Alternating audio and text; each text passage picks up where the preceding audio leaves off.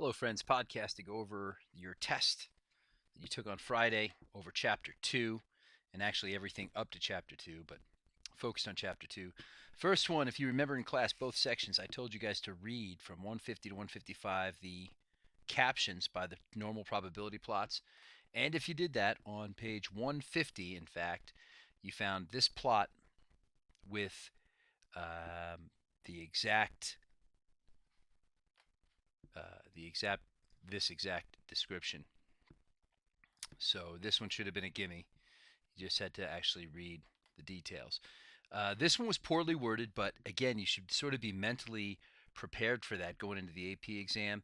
The gist of it is this, that they contact 600 people and they only got answers from 100. So only 1/6 of the people they wanted in their survey were actually included. So that is non response.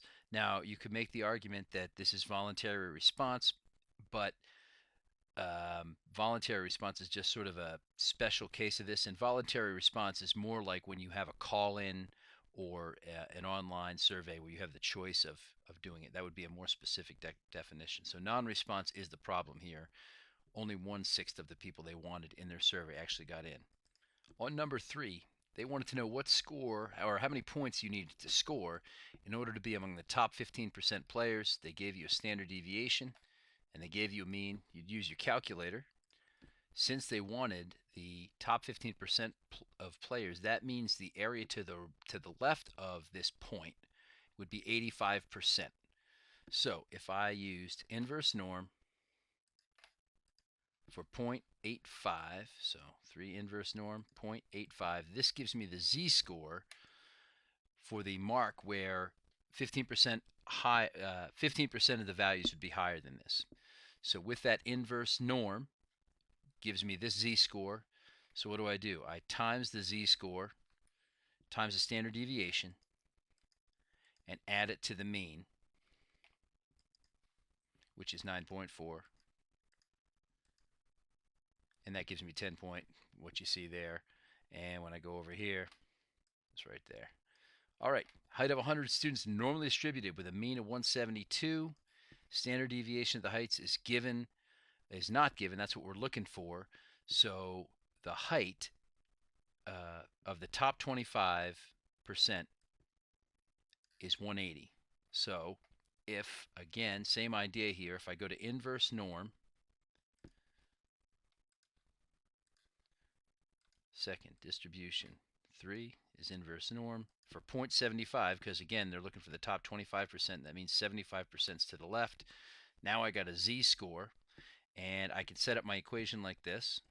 Once I get this set up, I'm just doing algebra. I can multiply both sides by sigma and divide both sides by 0.6745.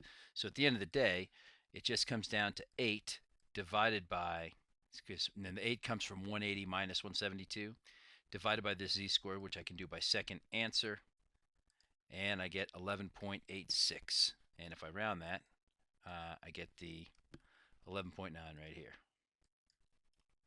All right, quick difference between an experiment and an observational study is that an experiment can show cause and effect relationship and observational study cannot. Pretty straightforward definition from the book and from your notes. Which of the following statements are true? And I will just tell you that it's 1 and 3. 1 is true, 3 is true. The reason 2 is not true is that the interquartile range for any normal curve is going to be the middle 50%, and the standard deviation is not necessarily going to give me that. The interquartile range will give me the middle 50% of the data. This, in a normal distribution, is going to give me roughly the normal middle 68%. So not going to be the same. This one right here was really simple. If you used your calculator, I'm going to do the one that's not true. They want you basically just have to use the norm-win program. So all you're going to do is program. On mine, norm-win is number 4. Yours could be any number. I hit enter. So in this case, when I hit enter here, I want to know all the ones that are greater than 2. So my low z is 2. My high z is going to be positive 99. And when I hit enter, there it is. It's 0.02275. And if I look at the answer, that's the only one that's not true. More in the next podcast.